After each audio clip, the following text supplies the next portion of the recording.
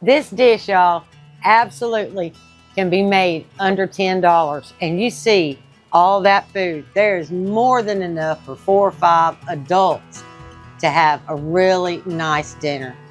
We are going to have Acadian Rigatoni. It's a Cajun dish, and traditionally you use andouille sausage. So if you have andouille or can get andouille, that's the one to get. Here it's kind of hit and miss. So what I'm going to use is Italian sausage because it'll work just as good and taste just as wonderful. All right, you're going to need some salt, some pepper, some sausage, either andouille or Italian, mild or hot, whatever your preference.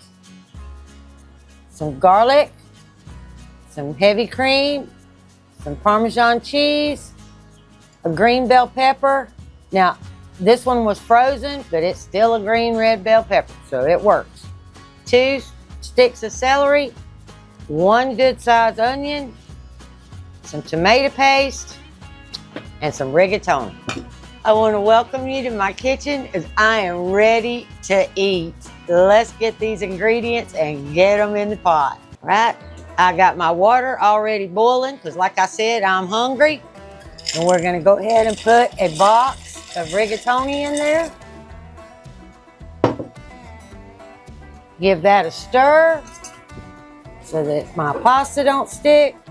I got 2 tablespoons of sea salt in there. And I'm just gonna stir it. We're gonna put that lid askew and let that pasta boil. All right, we're gonna get our pan hot. We're just gonna go for a medium heat. Just under medium, medium to under medium. Let that pan get hot. While that pan's getting hot, we're gonna get our sausage ready. All right, now we're gonna need to remove that casing off of the sausage, which is usually really easy to do. You just start at the top and work your way down. Or so, most of the time it's easy.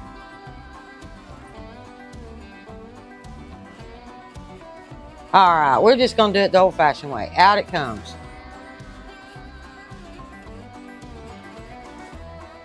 And you'll need 1 pound of sausage. I didn't say that. And this is just over a pound. But that's okay too.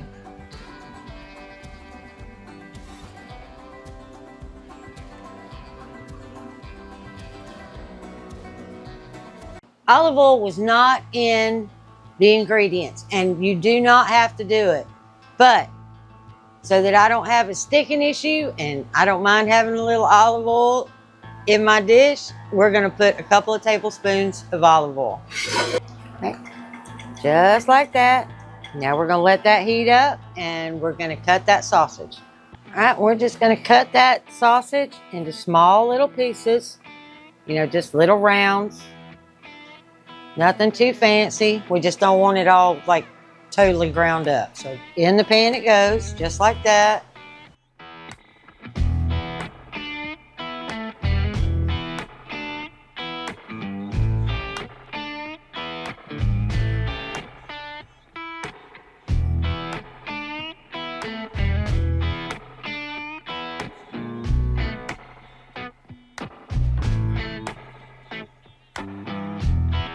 Just let that brown on that side. While that's browning, we'll get the veggies. You need 1 really good sized onion.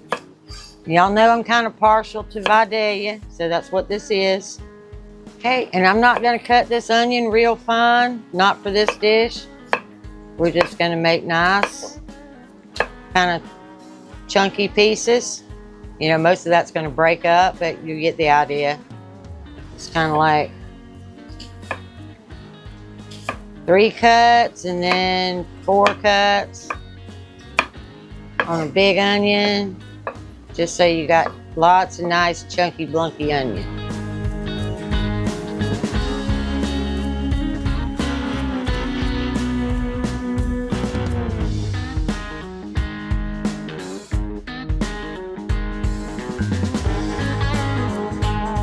Get those 2 ribs of celery, and I'm going to go right down the center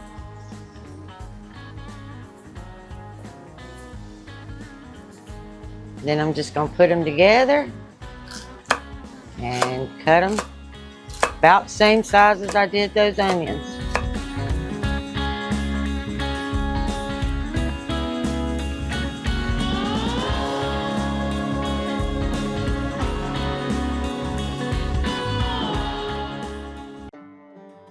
Okay, now that they're brown on one side, I'm just going to give them a little turn. Let them brown on the other side for about, I don't know, I'd say like maybe 5 minutes per side, because we are on medium low. We are not trying to fry these. We're just slow cooking.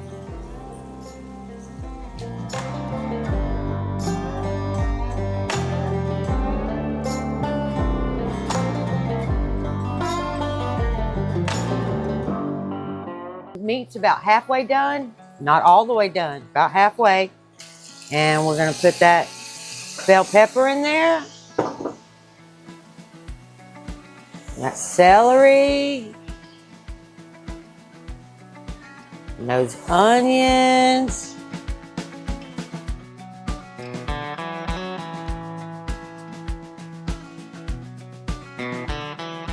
There we go. We're gonna get that in there. We're gonna get that garlic. We have 2 tablespoons of garlic. Now I'm using minced.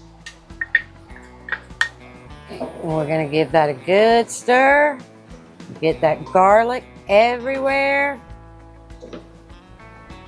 Now, if for some reason you don't have enough oil on the bottom of your pan to keep it from sticking, then you might need to add a little oil, a little butter, whatever you'd like. Now we're gonna get a lid on it and let it simmer for 10 minutes.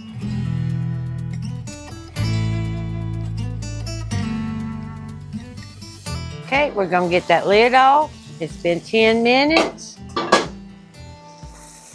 We're gonna give it a stir, make sure we're not sticking. We're just making sure we're not sticking, and we're not. Now I'm gonna add that tomato paste. I need 2 tablespoons of tomato paste. And I like using the squeezy thing because I really don't use a lot of tomato paste. And this thing will keep like nearly forever in your fridge. And then you only have to take out what you need. 1, 2. Now we're going to stir in that tomato paste.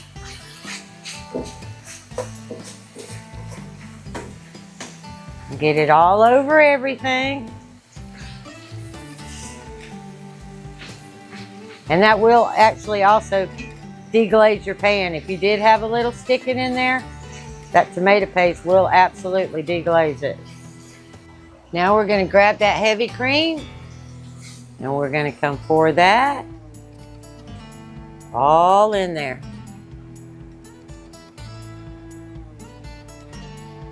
Okay, you see how pretty that sauce is? And oh my gosh, I wish we had smell-o-vision because your house will absolutely smell amazing.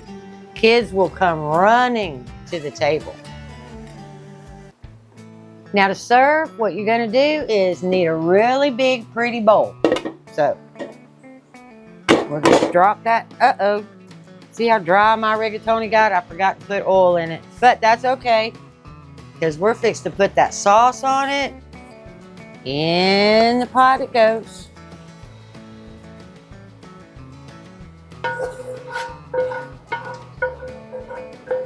And we don't want to lose any of that sauce.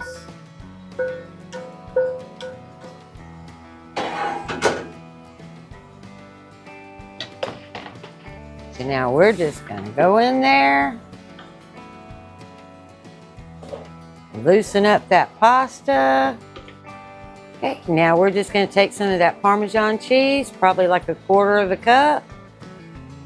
Just go round and round and round, and it is ready to serve.